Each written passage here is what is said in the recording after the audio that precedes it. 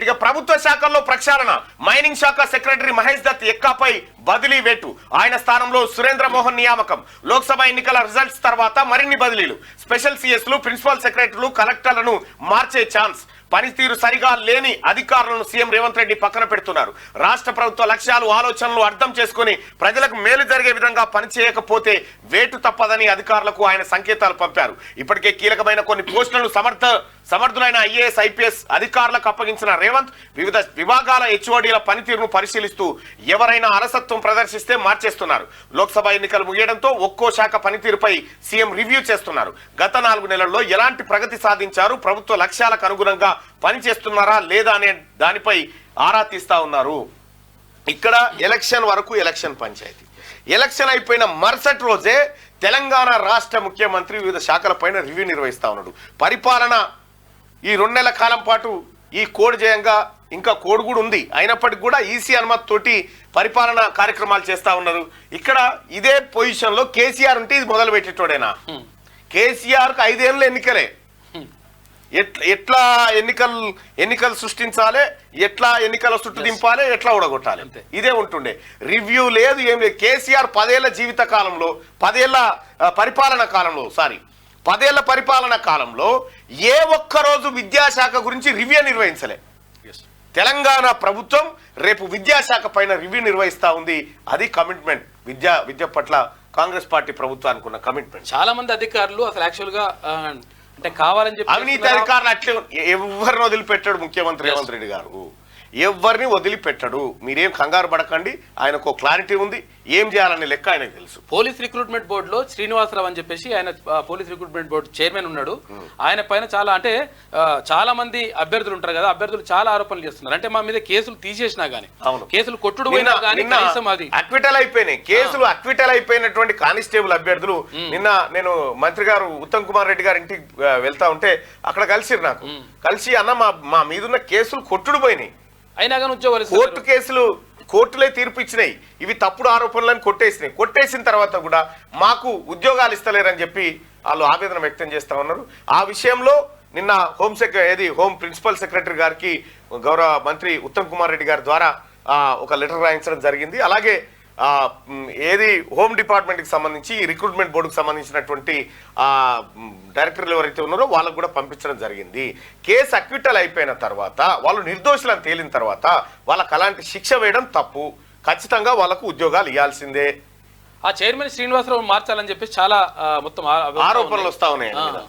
ఇక కొత్తగా 203 ఊర్లలో సర్కారీ ప్రైమరీ స్కూల్ కొత్తగా కేసీఆర్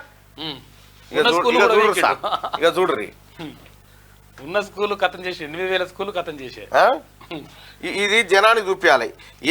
ఏం జరిగింది తెలంగాణలో, ఏం చేసిరని చెప్తా ఉన్నారుగా. ప్రభుత్వ పాఠశాలను 8,000 స్కూళ్ళను మూసేసాడు కేసీఆర్ హయాంలో. ఉన్న స్కూల్ని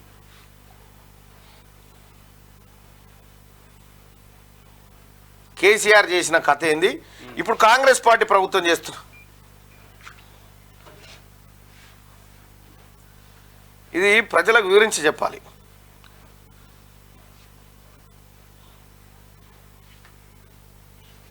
అది ఓపెన్ చేయనా వాట్సాప్ ఆగు.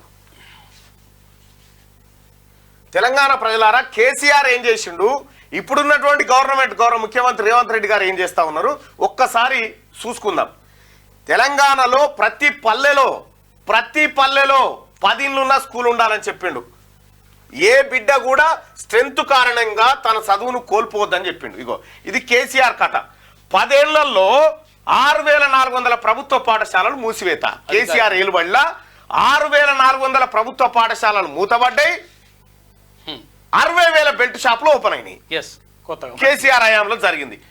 గడిచిన 10 ఏళ్లుగా బీఆర్ఎస్ ప్రభుత్వం డిఎస్సి వేయకపోవడంతో రాష్ట్రంలో 6,400 ప్రభుత్వ పాఠశాలలు మూతపడ్డాయని రోడ్లు భవనాల శాఖ మంత్రి కోమటిరెడ్డి వెంకటరెడ్డి ఆరోపించారు. 70,000 మంది ఉపాధ్యాయులు రిటైర్ అయినా వాళ్ళను భర్తీ చేసేటువంటి కార్యక్రమం చేయలే. ఇవాళ కాంగ్రెస్ పార్టీ కూడా తన మేనిఫెస్టోలో పెట్టింది, డిఎస్సిలో సవరణలు చేస్తామని చెప్పింది. అదే విషయాన్ని కూడా ముఖ్యమంత్రి రేవంత్ రెడ్డి గారు రేపు జరిగేటువంటి రివ్యూలో ప్రస్తావించేటువంటి అవకాశం ఉంది. ఇంకో విషయం, పీఈటీ పోస్టులను కూడా పెంచుతామని చెప్పినారు. పీఈటీ పోస్టులను కూడా పెంచాల్సినటువంటి అవసరం ఉంది. ఇంకా గత ప్రభుత్వం ఇచ్చినటువంటి నోటిఫికేషన్ కు మారుస్తూ పీఈటీలు దాదాపు 1500 పోస్టులు ఖాళీగా ఉన్నాయి, వాటిని ఫిలప్ చేయాలని చెప్పి అభ్యర్థులు కూడా డిమాండ్ చేస్తా ఉన్నారు. రాష్ట్ర ప్రభుత్వం ఈ విషయం పట్ల సానుకూలంగా ఉంది. నిన్న నేను మంత్రి శ్రీధర్ బాబు గారిని కూడా కలవడం జరిగింది. అయితే గురుకుల పీఈటీకి సంబంధించి 2017 రిజల్ట్స్ ఇప్పటి వరకు ఇవ్వలేదు, వాళ్ళందరూ కూడా ఎదురు చూస్తా ఉన్నారు పీఈటీ. అవును, అది వాళ్ళకి ఇంకా పోస్టింగ్ ఇవ్వలేదు, అది ఇవ్వలేదు. ఆ పోస్టింగ్ విషయంలో సత్వరమే నిర్ణయం తీసుకోవాలని రాష్ట్ర ప్రభుత్వాన్ని కోరుతా ఉన్నాం. మేము కూడా ఖచ్చితంగా ముఖ్యమంత్రి గారి దృష్టికి ఈ విషయాన్ని తీసుకుపోతాం. తర్వాత గురుకుల పోస్టుల విషయంలో కూడా టీచర్ పోస్టులు, తర్వాత లెక్చరర్లు, డిగ్రీ కాలేజీలు, తర్వాత జూనియర్ కాలేజ్ లెక్చరర్ల పోస్టుల విషయంలో కూడా చాలా పోస్టులు బ్యాక్లాగ్ వచ్చేస్తున్నాయి. అంటే వీళ్ళు కొంతమంది జూనియర్ లెక్చరర్కు అంటే రెగ్యులర్ జూనియర్ లెక్చరర్కి వెళ్ళిపోతున్నారు. రకరకాలుగా ఇట్లా వెళ్ళిపోవడం వల్ల ఇక్కడ ఖాళీలు ఏర్పడుతున్నాయి. ఖాళీలు అట్లే ఉంచకూడదు, ఎట్టి పరిస్థితుల్లో తర్వాత ఉన్న వాళ్ళని పిలియాలని చెప్పేసి అభ్యర్థులు కోరుతా ఉన్నారు. 100% దీన్ని ప్రభుత్వం పరిగణలోకి తీసుకోవాలి. ఎందుకంటే మనము నింపుతా అని చెప్పేసి చెప్పిన తర్వాత ఈ ఖాళీలు అట్లనే ఉంటే మనం నింపినట్టు కాదు అని చెప్పేసి అంటున్నారు. కాబట్టి గ్యారంటీగా అందరికీ మంచి జరిగే విధంగా నిర్ణయం తీసుకుంటే బాగుంటుంది. అయితే సోదరులారా, ఇంకా అదే కాదు, నాకు నిన్న కొంతమంది కలిసిరు. ఈ గురుకులాల్లో పనిచేస్తున్నటువంటి గెస్ట్ లెక్చరర్స్ ఎవరైతే ఉన్నారో వాళ్ళ సమస్యలు కూడా ఏకరు పెట్టినారు. వాళ్ళు వాస్తవానికి కూడా రెగ్యులర్ టీచర్ల లాగానే పనిచేస్తూ ఉన్నారు. వాళ్ళకి అన్యాయం జరుగుతుందనే మాట చెప్తా ఉన్నారు. ఇట్లా అనేకమైనటువంటి సమస్యలు, ఈ ఒక్క సమస్యలు కాదు, ఇప్పుడు తెర మీద ఉన్న ప్రతి సమస్యను తయారు చేసి ఇక్కడ వారేసిపోయినాడు కల్వకుంట్ల చంద్రశేఖరరావు. ఆ జీవో 46 తయారు చేసింది ఆయనే, 317 పట్టుకొచ్చింది ఆయనే.